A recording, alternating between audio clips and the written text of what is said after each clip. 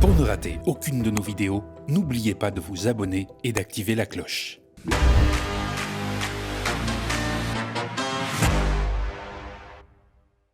Que se passe-t-il donc au Sénégal? De ce pays dont la capitale Dakar avait été jadis la capitale de l'Afrique occidentale française, qui a une image de démocratie stable et ouverte sur le monde, des images terribles nous parviennent. Manifestations monstres hostiles au pouvoir, images terribles de répression aveugle dans l'importante diaspora de ce pays, notamment en France. Des manifs visant à dénoncer les crimes supposés d'un pouvoir aux abois ont eu lieu ce week-end, comme en témoignent ces images amateurs tournées à Paris.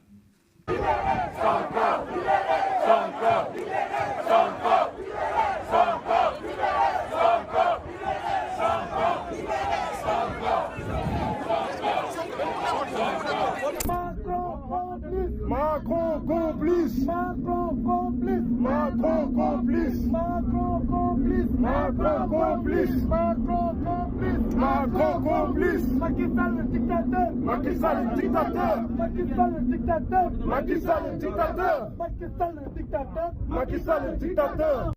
Pourquoi la rue sénégalaise se dresse-t-elle contre le pouvoir du président Macky Sall? Pourquoi la France est-elle mise en accusation? Où est le président Macky Sall? Qui est le président Macky Sall, contesté par une jeunesse déterminée et qui a choisi la voie de la fuite en avant manifestement? Veut-il à tout prix barrer la route à son principal opposant, Ousmane Sonko, condamné jeudi dernier à 2 ans de prison ferme pour corruption de la jeunesse? Jusqu'où peut aller l'insurrection sénégalaise? Jusqu'au coup d'État, à la révolution, au chaos généralisé ou à une sorte de solution d'apaisement?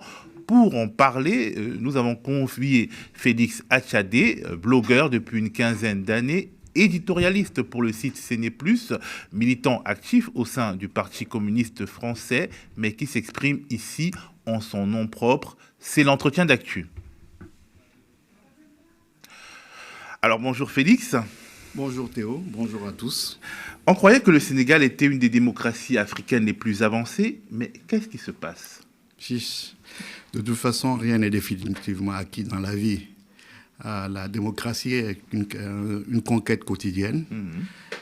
Les puissants font toujours en sorte qu'on revienne sur les acquis démocratiques. Depuis 2012, il y a un recul de l'état de droit au Sénégal. Il y a une montée de l'autoritarisme. Et aujourd'hui, on peut, sans verser dans l'outrance, dire que nous sommes dans une dérive dictatoriale. À ce point? Oui, je peux le dire, parce que vous avez des centaines de militants politiques qui sont en prison, des journalistes qui sont emprisonnés, des youtubeurs. Depuis quelques jours, il y a une répression sauvage des manifestants. Cela se traduit par, aujourd'hui, au bas mot, une vingtaine de morts. Rien ne dit que ça ne va pas continuer, parce que nous avons un président qui est incapable d'écouter, incapable de se mettre à la hauteur des enjeux, et aussi qui a la fâcheuse manie de croire que l'État, c'est lui. L'État sénégalais n'est pas Macky Sall, il incarne certes l'État, mais l'État, ce n'est pas lui. Et ça, il me semble qu'à l'écouter souvent, c'est quelque chose qui n'est pas très clair dans sa tête. Ça peut paraître présomptueux de ma part de le dire comme ça, mais c'est la réalité, la triste réalité que l'essentiel des Sénégalais, ceux qui s'intéressent aux questions liées à la démocratie, à l'État, en sont arrivés à cette conclusion. Il veut contrôler tout, tout doit remonter à lui. Jusqu'à le droit à... Je vais donner un exemple banal. Au sortir des élections locales de 2022, l'opposition s'est retrouvée avec un fort contingent de maires. Ils n'étaient pas satisfaits du fonctionnement de l'ancienne association des maires du Sénégal. Ils ont décidé que, ils pouvaient bien créer une association de maires et d'élus locaux. Ils ne disent pas de l'opposition, autre que celle qui existait. Cela, a priori, ne devrait pas poser de problème. Mais malheureusement, pour Macky Sall, c'est un problème. Il décide de comment les collectivités locales doivent s'organiser, comment les élus locaux doivent s'organiser. Et c'est cela, on le retrouve ça dans tous les champs. Et plus, bien évidemment, il y a cette incapacité chez lui à envisager la compétition électorale en dehors de celle avec des joueurs de flûte, les plaisantins. Chaque fois que quelqu'un a pu constituer une menace pour lui du point de vue électoral, il a utilisé l'appareil judiciaire, il a utilisé l'appareil d'État pour l'empêcher d'être candidat en intentant des procès en sorcellerie le plus souvent. C'est le cas de Khalifa Ababacar Sall. Et pour Ousmane Sonko, on lui a collé une autre histoire sur laquelle peut-être nous allons discuter si vous voulez plus tard. Alors, mais qu'est-ce que représente Macky Sall à l'international et en France aussi? Écoutez, les élites occidentales, en ce qui concerne les dirigeants africains, aiment bien ceux qui paraissent leur ressembler. Ils n'arrivent pas à imaginer que l'on puisse avoir un autre comportement, que d'autres profils puissent émerger. Macky Sall correspond à ce qu'on veut bien de l'Africain. Macky Sall, c'est quelqu'un qui, par exemple, quand Nicolas Sarkozy fait son honteux discours de 2007 à l'université de Dakar, dans lequel il dit que l'homme africain n'est pas suffisamment entré dans l'histoire, ce qui avait choqué beaucoup de gens dans la salle, il est le premier à s'être précipité à la tribune, à aller féliciter vigoureusement Nicolas Sarkozy en lui disant « Monsieur, pratiquement, vous avez fait un excellent discours ». C'est Macky Sall, par exemple, qui dit que les Sénégalais doivent être contents de la colonisation française parce que, comparé aux autres Africains, on leur donnait le dessert. Vous voyez un peu le personnage. C'est ce genre de personnes que ceux qui dirigent l'État français, par exemple, veulent bien avoir à la tête des pays africains. Comme interlocuteur. Comme interlocuteur.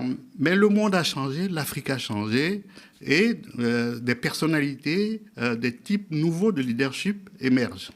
Alors, par exemple, l'un des premiers actes du gouvernement de Macky Sall, quand il arrive au pouvoir, c'est de faire revenir le port de Dakar au groupe Bolloré, ce qui lui avait été arraché. Oui, non, ça ne lui a pas été. La concession était arrivée à terme et ça n'a pas été renouvelé. Et Bolloré n'a pas su convaincre à l'époque le gouvernement d'Abdoulaye Wade de renouveler cette concession. Et ils ont fait appel à un autre opérateur. Pour Bolloré, ça a été un crime de lèse-majesté parce qu'il considère que le groupe Delmas qu'il représentait était au Sénégal depuis plusieurs décennies. Et donc, c'était une sorte de chasse gardée. Et c'est quelqu'un qui a appuyé la montée en puissance au pouvoir de Macky Sall. Bolloré est revenu en 2013, quelques mois après l'arrivée au pouvoir de Macky Sall, et cela montre assez bien les liens qui existent entre eux. Entre Bolloré et Macky Sall, justement, en dehors et certains les milieux d'affaires français. En dehors de Vincent Bolloré, quels sont les réseaux de Macky Sall en France? Écoute, de plus en plus, il se rapproche des réseaux d'extrême droite. Ce qui est absolument curieux. Écoute, non, je ne pense pas que ce soit très curieux. Quand on l'écoute bien, ce n'est pas si curieux que ça. Macky Sall se rapproche. En janvier, il a reçu Marine Le Pen. Elle a été traitée avec égard. Elle a pu visiter des hôpitaux, des usines, etc. Et au cours de ce séjour, quelques jours après ce séjour, il y a eu quelque chose d'assez troublant qui s'est passé. Un ancien Premier ministre sénégalais, qui a été directeur général du Trésor français, qui a été le président du Trésor français ? Pardon, du Trésor sénégalais, excuse-moi, qui a été Premier ministre du Sénégal, directeur général du Trésor avant d'être Premier ministre, ministre des Finances, et aussi qui a été le président de la commission de l'Union monétaire ouest-africaine. Donc quelqu'un avec un notable. Un notable avec un pédigré, avec un sérieux que tout le monde lui connaît, qui dit, voilà, écoutez, au cours de ce voyage, Marine Le Pen a bénéficié d'un financement du chef de l'État français, du chef de l'État sénégalais, de quelques millions d'euros. Ça lui a valu une garde à vue, on l'a mis au violon. Au bout de quelques jours, il en est sorti. Depuis lors, il ne parle plus. Mais je ne pense pas qu'une personnalité de ce niveau puisse avancer de telles choses sans qu'il y ait derrière quelque chose Au moins un procès en diffamation nous aurait permis d'en savoir plus avec du contradictoire. Mais alors, pourquoi Macky Sall veut barrer à ce point la route à Ousmane Sonko ? Il y a deux raisons à cela, il me semble. La première des raisons, c'est d'abord une raison personnelle, parce que Macky Sall n'a pas encore renoncé à être candidat à une élection présidentielle. Et comme je t'ai expliqué tout à l'heure, c'est quelqu'un qui veut bien compétir, mais avec ceux qui ne sont pas capables de gagner devant lui. Ousmane Sonko, en 2019, il a été une surprise. Depuis lors, il est monté en puissance. Donc il ne veut plus de lui comme adversaire parce qu'il sent... Il a peur. Il a peur. Il a la trouille de se faire laminer dans une élection par lui. Et d'autre part, je pense aussi que chez Ousmane Sonko, il y a un discours qui fait peur un peu à l'établissement, le milieu des affaires franco-africains, france-africains, etc.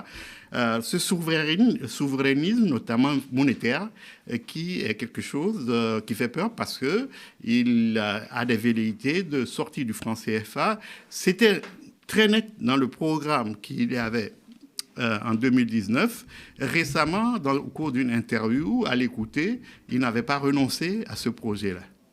Alors, qui est-il exactement ? Qui est ce Ousmane Sonko, donc qui fait peur au pouvoir sénégalais et qui soulève des foules au point de mettre en péril l'équilibre des institutions du pays ?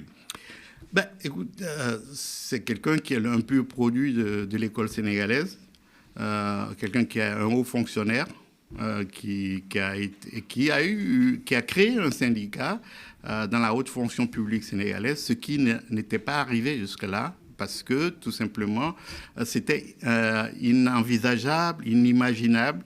Il a mis en place ce syndicat. Ensuite, il a été un lanceur d'alerte, ce qui lui a valu d'être radié de la fonction publique par un décret présidentiel. Lanceur d'alerte à quel sujet ? Au sujet des fraudes fiscales.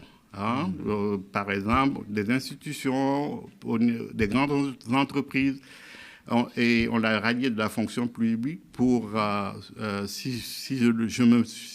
terme, il me semble, c'est de manque de discrétion professionnelle. Alors qu'il était syndicaliste, et les dossiers dont il parlait, ce n'étaient pas des dossiers qu'il avait traités en tant que fonctionnaire. Donc, il était un lanceur d'alerte. Ensuite, il a créé son parti politique, qui a d'abord pris corps dans la diaspora sénégalaise, notamment en France, en Italie, en Espagne. Cette diaspora sénégalaise a une forte influence politique dans le pays, même si, numériquement, ce n'est pas elle qui fait le vote. Mais elle a une certaine influence, notamment dans la capacité qu'elle a à mobiliser des fonds pour aider les candidats.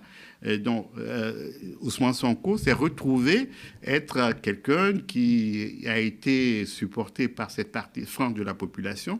Et il y a aussi des mutations au sein de la société sénégalaise qui sont telles que le discours qu'il porte, les revendications qu'il porte vont dans le sens de des intérêts de ces classes-là. C'est-à-dire C'est-à-dire qu'il y a... L'État postcolonial sénégalais, c'est un État dans lequel, je vais utiliser des mots qui sont peut-être désuets, mais qui sont encore, ont une importance et qui désignent des choses bien concrètes. La bourgeoisie politico-bureaucratique, c'est-à-dire des gens qui sont comme des parasites au sein de l'appareil d'État et qui négocient, par exemple, les licences d'import-export, qui ont la possibilité de fournir des marchés à l'État, etc. Donc, cette bourgeoisie-là, qui est issue de la fonction publique et qui s'allie avec des hommes d'affaires qu'elle crée ex nihilo, vous avez ça. Et de plus en plus, vous avez des gens qui viennent de l'économie, des économies populaires, ce que nous appelons le secteur informel, qui ont accumulé, ont fait leur accumulation primitive de capital dans ce secteur, qui aujourd'hui ont envie d'être dans le secteur moderne. Cette France, cette catégorie, cette classe-là, aujourd'hui, aspire à pouvoir mettre la main sur l'appareil d'État. Et c'est un peu ceux qui soutiennent. Bien évidemment, il y a la jeunesse qui est en quête de changement parce qu'il n'y a pas de perspective. Nous sommes un pays dans lequel la médiane, c'est-à-dire l'âge médian, l'âge qui divise la population en 50%, est de 19 ans. Pour être plus précis, 18 ans et demi. Et donc, les jeunes, ils finissent leurs études. Le système économique tel qu'il est ne leur permet pas d'avoir un travail décent. Les gens d'emplois créés sont des emplois qui sont dans le secteur informel. Ce sont des revenus aléatoires, ce sont des revenus qui ne permettent pas d'avoir accès au crédit et donc de pouvoir avoir une maison, etc., se libérer de la tutelle des parents, se marier, etc., etc. Alors, est-ce qu'on peut revenir à Ousmane Sonko? Il a une ascension politique rapide, mais il était, disons, freiné, en tout cas entaché dans son vol par une affaire de mœurs. Et d'ailleurs, cette affaire-là qui, finalement, les développements judiciaires nous amène à la crise ouverte dans laquelle se trouve le Sénégal, c'est l'affaire qu'on appelait l'affaire Adji Sarr. De quoi il s'agit? Écoutez, Ousmane Sonko fréquentait un salon de massage. Et il a été accusé par une femme de l'avoir violé à plusieurs reprises. C'est grave comme accusation. C'est extrêmement grave comme accusation. Le problème depuis lors, c'est que l'institution judiciaire sénégalaise n'a absolument rien fait pour rechercher la vérité. Ils se sont mis au service du pouvoir politique pour utiliser cette affaire pour abattre politiquement Ousmane Sonko. Et c'est là où ça pose un problème. On est sorti du procès, nul ne sait quelle est la vérité, véritablement. On l'avait accusé de viol et de menace de mort. Il en sort avec une disposition désuète du code pénal sénégalais où il est accusé de corruption de la jeunesse. Donc il y a eu toute une gymnastique qui a été faite. Et donc, ce procès, il est non satisfaisant pour la plaignante, pour Madame Adji Sarr, mais il est non satisfaisant aussi pour l'ensemble des Sénégalais qui ont toujours considéré, dans leur large majorité, qu'il s'agissait d'une cabale politique. Justement, alors, parlons d'Ousmane Sonko, justement. On ne peut pas dire que ce soit un homme de gauche, par exemple. C'est quoi son identité politique ? Non, il ne se revendique pas homme de gauche, il se revendique du panafricanisme. Moi, je mettrais ça dans le compte du nationalisme, mais pas un nationalisme, pas du chauvinisme, c'est du patriotisme. Il est dans la lignée des personnalités telles que Mamadou Dia, qui a été le premier président du Conseil du gouvernement sénégalais, le sort de Premier ministre. Et donc, des gens comme, il se revendique de Thomas Sankara, un peu moins de Amical Cabral et aussi un peu de Kwame Nkrumah et autres. Mais dans son parti, il y a une aile gauche, et une aile gauche radicale. Hein. Et aussi, il y a dans ce même parti, une aile que l'on peut considérer comme l'aile dont je parlais tout à l'heure, l'aile bourgeoise qui recherche à prendre aussi le pouvoir. Et en fait, il y a une autre catégorie qui consiste à des forces qui sont des forces conservatrices, notamment d'un point de vue social, mais qui, d'un point de vue économique, etc., ne trouvent pas à redire sur le libéralisme. Donc, c'est un parti dans une tradition sénégalaise, qui est un peu d'attrape-tout. Depuis le parti de Léopold Sédar Senghor, le Bloc populaire sénégalais, ça a toujours été comme ça, Abdoulaye Wade, etc. En ce sens, je ne pense pas que ce parti soit nouveau. Ouais, d'un point. Parce que certaines personnes au Sénégal, justement, l'accusent de vouloir d'avoir des tendances salafistes. Hein. Mais ce que moi, je n'arrive pas à comprendre dans ce genre d'accusation, c'est qu'en même temps qu'il accuse d'être salafiste, il accuse d'être frère musulman. Il faut ne pas connaître l'islam politique que de croire que l'on peut être les deux en même temps. Les salafistes, c'est le retour au père fondateur de l'islam. Les frères musulmans, pour eux, il s'agit de mettre de l'islam dans la modernité. Est-ce que c'est fondé, en tout cas, ces accusations-là? Est-ce que c'est fondé? Il ne revendique pas. Par contre, il revendique un certain rigorisme religieux. Et il dit, lui ou son parti politique? Lui-même. Et il dit que c'est une question d'éthique personnelle. Voilà. Alors, est-ce que Macky Sall a joué, le président Macky Sall a joué avec le feu ethnique? Certaines personnes l'accusent de cela au Sénégal. Écoute, Théo, ça c'est une question assez taboue au Sénégal. Même ceux qui sont les plus critiques vis-à-vis de Macky Sall, n'aiment pas l'attaquer sur ce plan-là. Alors, il n'aime pas l'attaquer sur ce plan. Mais toujours est-il qu'il a laissé dire, il a laissé faire.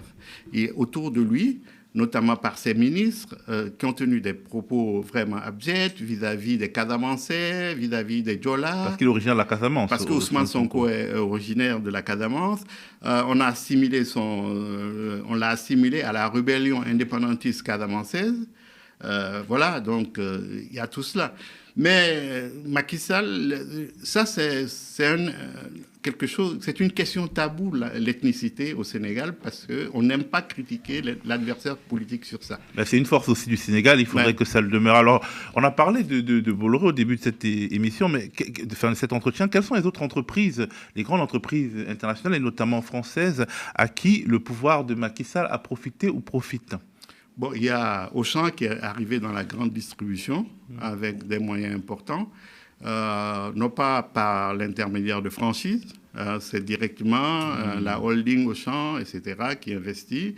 Il y a bien évidemment dans l'énergie Total. Total, vous avez Eiffage, le groupe Eiffage, qui est une filiale d'un grand groupe BTP français. Il y a bien évidemment Orange. Il y a la Société Générale de Banque au Sénégal, qui est une filiale de la SCBS. En fait, il y a eu des grands travaux au Sénégal qui ont été portés par les entreprises françaises. Oui, mais pour les grands travaux, il faut quand même dire que de plus en plus, il y a des entreprises turques, des Chinois, qui investissent là-dedans. Peut-être que le côté ingénierie est laissé au groupe français. Mais il n'y a plus de chasse gardée en tant que telle sur les grands travaux pour les grands groupes français. Est-ce qu'on peut dire que Emmanuel Macron est complice de Macky Sall, comme les Sénégalais de France l'ont scandé ce week-end? Complice. La relation entre la France et le Sénégal est structurelle, c'est-à-dire qu'elle peut survivre au chef d'État en place, même s'il peut arriver qu'il y ait des relations exécrables. Et si c'est le cas, la France fera toujours en sorte que le status quo perdure, c'est-à-dire cette relation, parce que le Sénégal est considéré comme étant la vitrine démocratique de la colonisation française en Afrique, comme la Côte d'Ivoire est la vitrine économique. Mais on peut pas dire qu'ils ont des relations particulièrement fortes. Hein. De toute façon, l'un et l'autre ont leurs propres problèmes. Je pense que Macron a été très occupé par ce qui se passait en France. Donc voilà. Et d'autre part, Macky Sall, je t'ai dit qu'il se rapproche de plus en plus de l'extrême droite. Donc des conseils. La toute dernière trouvaille, c'est de demander à des juristes proches de l'extrême droite française si la constitution sénégalaise lui permet d'être candidat pour un troisième mandat. Or, c'est une candidature illégale, illégitime. Théo, je peux te dire que les déclarations de Macky Sall disant qu'il ne peut pas être candidat en 2024 et qu'il ne veut pas être candidat en 2022, mise bout à bout, il y a de quoi tenir l'antenne aux médias pendant 24 heures. Tellement elles ont changé. Non, elles n'ont pas changé. Il a dit ça pendant longtemps. Il suffisait, c'est comme ça qu'il se vendait à l'extérieur et à l'intérieur, la personne qui vient mettre un terme à cette boulimie du pouvoir que l'on retrouve, des gens qui veulent rester au pouvoir le plus longtemps possible. Il est venu, il a dit que moi, je viens pour faire 2 mandats. Il a même utilisé une métaphore musulmane en disant que la prière de la Tabaski, il y a 2 rakas. Le premier raka, c'est 7 kabars, c'est-à-dire ça correspond au septennat qu'il a fait. Et le deuxième, c'est 5 raka, donc ça correspond au quinquennat 2019-2024. Parole, bien entendu. Parole, bien entendu. Ouais. Merci Félix pour cet éclairage précieux.